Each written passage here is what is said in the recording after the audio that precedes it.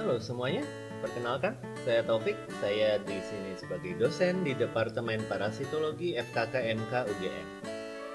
Kali ini kita akan bareng-bareng belajar soal askariasis. Teman-teman akan bisa mengetahui apa saja parasit yang menyebabkan askariasis, kemudian bagaimana persebarannya, serta bagaimana patogenesisnya. Askariasis itu merupakan sebuah infeksi yang sangat umum, ya. Dia disebabkan oleh nematoda yang kita sebut Ascaris lumbricoides.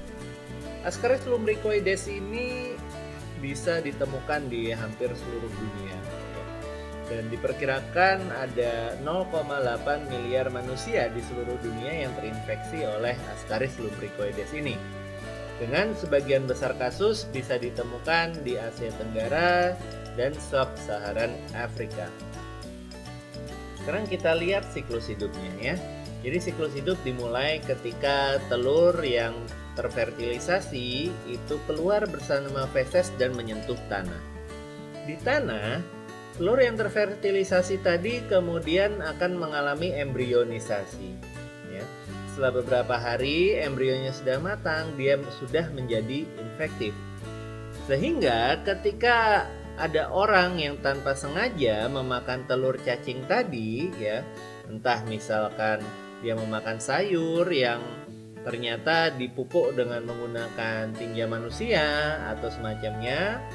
Nah, telur yang terembrionisasi tadi menetas di dalam ususnya, ya, menetas di dalam usus manusia. Kemudian dia akan mencari jalan keluar dari usus menuju ke paru-paru, ya. Di paru-paru larvanya ini akan berkembang. Nah, kemudian pada titik tertentu larvanya ini akan naik ke kerongkongan, kemudian masuk kembali ke dalam usus, di mana di sana dia akan berkembang menjadi cacing dewasa dan berkembang biak secara seksual. Ini gambarannya yang cacing dewasa, ya. Cacing dewasa yang betina itu cenderung lebih besar daripada yang jantan, ya. Yang betina itu kurang lebih 20 sampai 25 cm, yang jantan itu 15 sampai 30 cm. Nah, yang jantan ciri khas lainnya, ya. Di sini bisa kita lihat ekornya itu merungkel, ya. Sementara yang betina ekornya lurus. Ciri lain yang tidak nampak di sini adalah adanya 3 bibir di bagian mulut dari si Ascaris lumbricoides ini. Nah, untuk telurnya ini ya kita bisa melihat 4 macam telur pada sediaan feses ya. Jadi ketika kita melakukan pemeriksaan mikroskopis, kita amati feses yang dicurigai, kita bisa melihat 4 jenis penampakan ini. Yang keempatnya merupakan telur Ascaris lumbricoides. Mari kita lihat satu persatu. Yang pertama adalah telur yang tidak terfertilisasi, ya. Telur yang tidak terfertilisasi ini bentuknya oval ya atau memanjang. Kemudian dindingnya hanya ada dinding albuminoid dan dinding vitelin. Panjangnya kurang lebih 80 x 40 mikrometer dan isinya ini ada sel-sel yang tergranulasi. Jadi tidak ada embrionya, tidak ada larvanya, dia hanya ada sel-sel non-spesifik di sini. Ya, bentukannya tidak spesifik. Berikutnya adalah telur yang terfertilisasi. Kalau telur yang terfertilisasi ini bentuknya spherical ya, membulat. Dia ukurannya 60 x 45 mikrometer.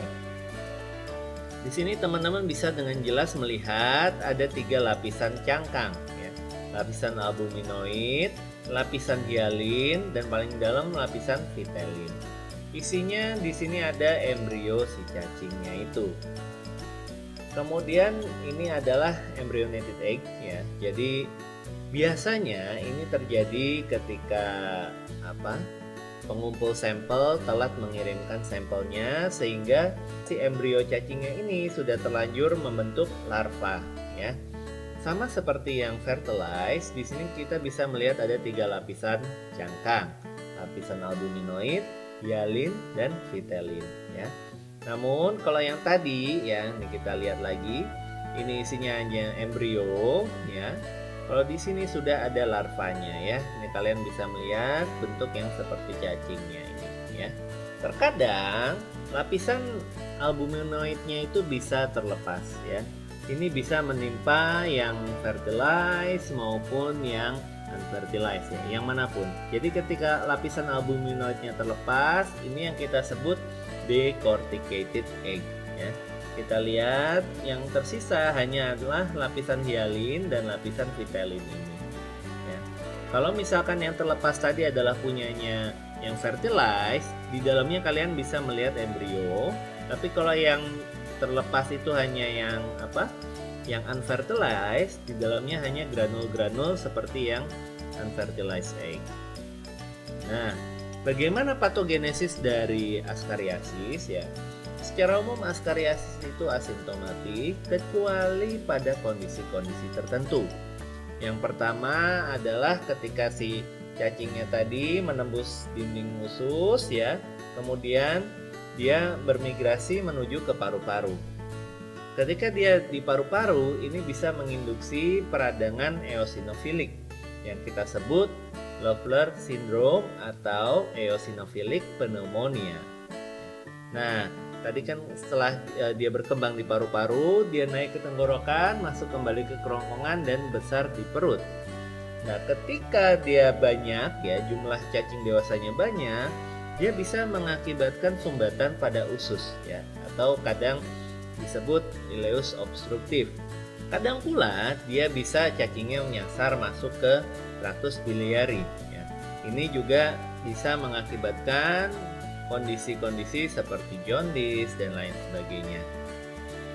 Nah, selain itu ya, terutama pada anak-anak kecil, ketika terdapat askaris dalam jumlah yang cukup signifikan, ini bisa terjadi malabsorpsi nutrisi yang berujung pada gangguan nutrisi. Nah, ini secara singkat ringkasannya ya. Jadi askariasis itu merupakan salah satu soil transmitted helminth atau helminth yang ditularkan lewat tanah yang paling umum di dunia. Manusia ini bisa terinfeksi jika dia tidak sengaja memakan telur cacing.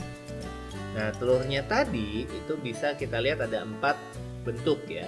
Fertilized, unfertilized, embryonated, sama yang terakhir adalah decorticated. Patogenesis dari askariasis itu bervariasi ya, tergantung tadi lokasinya sedang ada di mana. Ketika dia di paru-paru, dia bisa menginduksi eosinophilic inflammation atau peradangan yang didominasi oleh eosinofil. Pada saluran cerna, masalah dari askariasis utamanya adalah dari gangguan absorpsi maupun dari sumbatan mekanik yang diakibatkan oleh cacing dewasa dalam jumlah yang cukup signifikan. Sekian dari kami, ini adalah referensi yang kami gunakan. Monggo bisa dibaca lebih lanjut untuk memperdalam materi. Baik, begitu saja. Sampai jumpa di video pembelajaran berikutnya.